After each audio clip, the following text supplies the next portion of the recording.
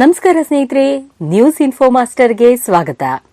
ಸ್ನೇಹಿತರೆ, ಹಣದ ಅವಶ್ಯಕತೆ ಪ್ರತಿಯೊಬ್ಬರಿಗೂ ಎಲ್ಲಾ ಸಮಯದಲ್ಲೂ ಇದ್ದೇ ಇರುತ್ತೆ.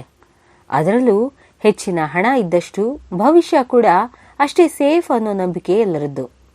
ಈಗಂತೂ ಹಣದುಬ್ಬರದಿಂದ ₹1,000 ಸಹ ಬಹಳ ಕಡಿಮೆ ಅನ್ಸುತ್ತೆ. ಇನ್ನು ಮುಂದಿನ 30 ವರ್ಷಗಳ ಹಣದುಬ್ಬರವನ್ನ ಗಮನದಲ್ಲಿ ಇಟ್ಕೊಂಡು ಕೇಂದ್ರ ಕಾರ್ಮಿಕ ಇಲಾಖೆ ಇಪಿಎಫ್ಒ ತನ್ನ ಸದಸ್ಯರಿಗೆ ಹೆಚ್ಚುವರಿ ಪಿಂಚಣಿ ಯೋಜನೆಯ ಲಾಭ ಪಡೆಯೋದಕ್ಕೆ ಅವಕಾಶ ಮಾಡಿಕೊಟ್ಟಿದೆ. ನೌಕರರ ಪಿಂಚಣಿ ಯೋಜನೆ ಅಂದರೆ ಇಪಿಎಸ್ 1995ರ ಅಡಿಯಲ್ಲಿ ಹೆಚ್ಚಿನ ಪಿಂಚಣಿ ಪ್ರಯೋಜನಗಳ ಕುರಿತು ಸುಪ್ರೀಂ ಕೋರ್ಟ್ನ ತೀರ್ಪನ್ನು ಅನುಷ್ಠಾನಗೊಳಿಸುವಲ್ಲಿ ನೌಕರರ ಭವಿಷ್ಯ ನಿಧಿ ಸಂಸ್ಥೆ ಅಂದರೆ ಇಪಿಎಫ್ಒ ಮಹತ್ವದ ಹೆಜ್ಜೆಯೊಂದನ್ನು ಇಟ್ಟಿದೆ. ಇತ್ತೀಚಿನ ಅಪ್ಡೇಟ್ ಪ್ರಕಾರ 22,000ಕ್ಕೂ ಹೆಚ್ಚು ಸದಸ್ಯರು ತಮ್ಮ ಹೆಚ್ಚಿನ ಪಿಂಚಣಿ ಪಾವತಿಗಳನ್ನು ಯಶಸ್ವಿಯಾಗಿ ಪಡ್ಕೊಂಡಿದ್ದಾರೆ. ಆದರೆ 1.65 ಲಕ್ಷ ಅರ್ಹ ಸದಸ್ಯರು ಯೋಜನೆಗೆ ಅರ್ಹತೆಯನ್ನ ಪಡೆಯೋದಕ್ಕೆ ಹೆಚ್ಚುವರಿ ಹಣವನ್ನ ಕೊಡುಗೆ ನೀಡೋದಕ್ಕೆ ಈಗಾಗಲೇ ಕೇಳಿಕೊಳ್ಳಲಾಗಿದೆ. ಈ ವಿಡಿಯೋದಲ್ಲಿ ನಿಮಗೆ ಇಪಿಎಫ್ಒನ ಹೆಚ್ಚಿನ ಪಿಂಚಣಿ ಕಾರ್ಯವಿಧಾನ, ಅರ್ಜಿ ಪ್ರಕ್ರಿಯೆ, ಕೊಡುಗೆಗಳು ಮತ್ತು ಅರ್ಹತೆಗೆ ಸಂಬಂಧಿಸಿದ ಇತ್ತೀಚಿನ ಅಪ್ಡೇಟ್ ಏನು ಅನ್ನೋದರ ಬಗ್ಗೆ ವಿವರವಾದ ಮಾಹಿತಿಯನ್ನ ಕೊಡ್ತೀವಿ. ಇಪಿಎಫ್ಒ ಹೆಚ್ಚಿನ ಪಿಂಚಣಿ ಯೋಜನೆಯು ನಿವೃತ್ತ ಉದ್ಯೋಗಿಗಳಿಗೆ ಆರ್ಥಿಕ ಸ್ಥಿರತೆಯನ್ನ ಕೊಡುವಂತಹ ಒಂದು ಮಹತ್ವದ ಹೆಜ್ಜೆ ಅಂತಲೇ ಹೇಳಬಹುದು. ಈಗಾಗಲೇ ನಾವು ಹೇಳಿರೋ ಹಾಗೆ 22,000ಕ್ಕೂ ಹೆಚ್ಚು ಸದಸ್ಯರು ಇದರ ಪ್ರಯೋಜನ ಪಡೆದಿದ್ದಾರೆ.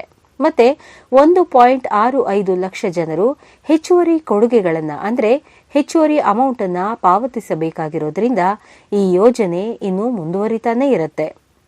ಉನ್ನತ ಪಿಂಚಣಿ ಯೋಜನೆ 1995 ಇಪಿಎಫ್ಒ ಇದನ್ನ ನಿರ್ವಹಿಸುತ್ತೆ. ಇದು ನೌಕರರ ಭವಿಷ್ಯ ನಿಧಿಗೆ ಕೊಡುಗೆ ನೀಡುವ ಮೂಲಕ ಉದ್ಯೋಗಗಳಿಗಾಗಿ ವಿನ್ಯಾಸಗೊಳಿಸಲಾಗಿರುವಂತಹ ನಿವೃತ್ತಿಯ ನಂತರದ ಪ್ರಯೋಜನವನ್ನು ಪಡೆಯುವ ಯೋಜನೆ ಅಂತ ಹೇಳಬಹುದು. ಈ ಯೋಜನೆಯಿಂದಾಗಿ ಅರ್ಹ ಸದಸ್ಯರು ಹೆಚ್ಚುವರಿ ಕೊಡುಗೆಗಳನ್ನು ಕೊಡುವ ಮೂಲಕ ಅಂದರೆ ಹೆಚ್ಚುವರಿ ಅಮೌಂಟ್ ಅನ್ನ ಪೇ ಮಾಡುವ ಮೂಲಕ ಕಡೆಯದಾಗಿ ಅಂದರೆ ನಿವೃತ್ತಿಯ ನಂತರ ಹೆಚ್ಚಿನ ಪಿಂಚಣಿಯನ್ನ ಆಯ್ಕೆ ಮಾಡೋದಕ್ಕೆ ಅವಕಾಶ ಕೊಡುತ್ತೆ. ಹೆಚ್ಚಿನ ಪಿಂಚಣಿ ವಿತರಣೆಗೆ ಅರ್ಜಿ ಸಲ್ಲಿಸಿದವರಿಗಾಗಿ ಪ್ರಮುಖ ಅಪ್ಡೇಟ್ ಈ ರೀತಿ ಇದೆ. ಇಪಿಎಸ್ 1995ರ ಅಡಿಯಲ್ಲಿ ಹೆಚ್ಚಿನ ಪಿಂಚಣಿಗಾಗಿ ಅರ್ಜಿ ಸಲ್ಲಿಸಿದವರ ಸಂಖ್ಯೆ ಎಷ್ಟು ಗೊತ್ತಾ? 17.48 ಲಕ್ಷ ಮಂದಿ. ಈಗಾಗಲೇ ಇದರಲ್ಲಿ 21,885 ಸದಸ್ಯರು ತಮ್ಮ ಹೆಚ್ಚಿನ ಪಿಂಚಣಿ ಹಣವನ್ನು ಸ್ವೀಕರಿಸಿದ್ದಾರೆ. ಈಗಾಗಲೇ ಹೆಚ್ಚಿನ ಪಿಂಚಣಿಗೆ ಅರ್ಹತೆ ಪಡೆಯೋದಕ್ಕೆ 1,65,621 ಸದಸ್ಯರಿಗೆ ಹೆಚ್ಚುವರಿ ಹಣವನ್ನು ಠೇವಣಿ ಮಾಡಿ ಅಂತ ಹೇಳಿ ಡಿಮ್ಯಾಂಡ್ ನೋಟಿಸ್ ಮೂಲಕ ಸೂಚನೆ ಕೊಡಲಾಗಿದೆ.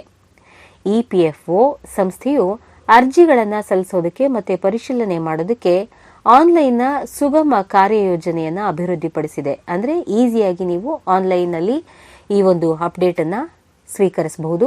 ನಿಖರ ಪ್ರಾಮಾಣಿಕ ಸುದ್ದಿಗಾಗಿ ಸ್ನೇಹಿತರೆ, ನೀವು ಸದಾ ನೋಡ್ತಾ ಇರಿ ನಮ್ಮ news info master Kannada channel.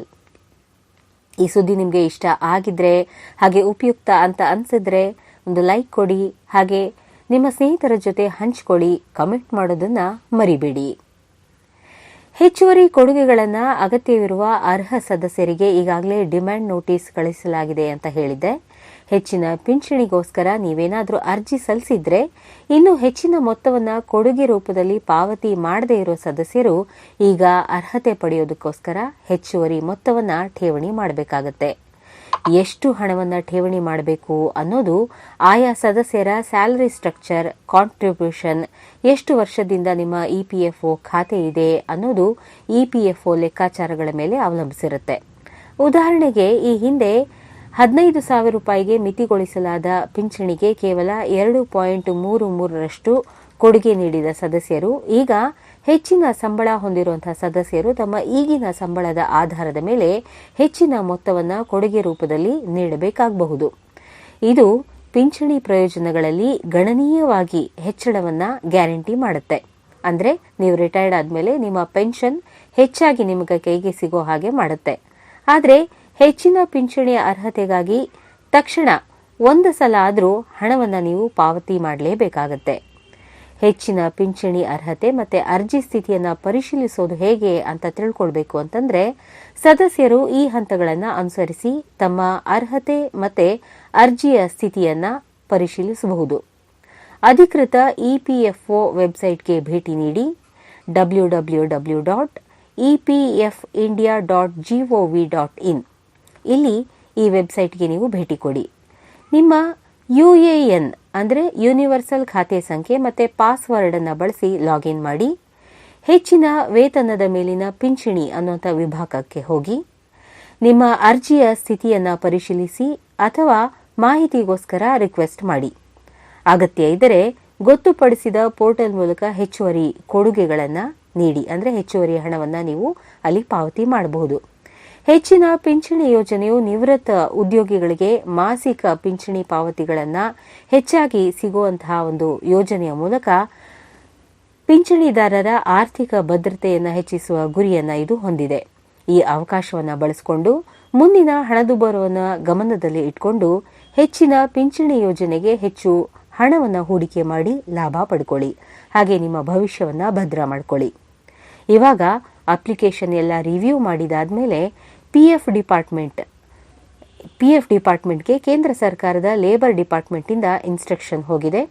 ಆದಷ್ಟು ಬೇಗ ಈ ಎಲ್ಲ ಪೆಂಡಿಂಗ್ ಇರುವಂತಹ ಹೆಚ್ಚುವರಿ ಪಿಂಚಣಿಗೆ ಸಂಬಂಧಿಸಿದ ಅಪ್ಲಿಕೇಶನ್ಗಳನ್ನು ಅಂದರೆ ಅರ್ಜಿಗಳನ್ನು ಮಾರ್ಚ್ 2025 ಒಳಗೆ ಇತ್ಯರ್ಥ ಮಾಡಲೇಬೇಕು ಅನ್ನುವಂಥ ಸ್ಪಷ್ಟ ಸಂದೇಶ ರವಾನೆ ಮಾಡಲಾಗಿದೆ. ಹಾಗಾಗಿ ಹೆಚ್ಚುವರಿ ಪಿಂಚಣಿಗೆ ಅರ್ಜಿ ಸಲ್ಲಿಸಿದ ಎಲ್ಲರೂ ಹೆಚ್ಚುವರಿ ಹಣವನ್ನು ಪಾವತಿ ಮಾಡಿ. ಹಾಗೆ ಇಪಿಎಫ್ಒನ ಇಲಾಖೆಯ ಅಧಿಕೃತ ವೆಬ್ಸೈಟ್ಗೆ ಭೇಟಿ ಕೊಟ್ಟು ನಾವು ಈ ವಿಡಿಯೋದಲ್ಲಿ ತಿಳಿಸಿದ ಹಾಗೆ ಸ್ಟೇಟಸ್ನ ಚೆಕ್ ಮಾಡಿ ಲಾಭವನ್ನು ಪಡ್ಕೊಳ್ಳಿ. ಎಲ್ಲರಿಗೂ ನಮಸ್ಕಾರ. ಸದಾ ನೋಡ್ತಾ ಇರಿ ನಮ್ಮ news info master Kannada YouTube channel.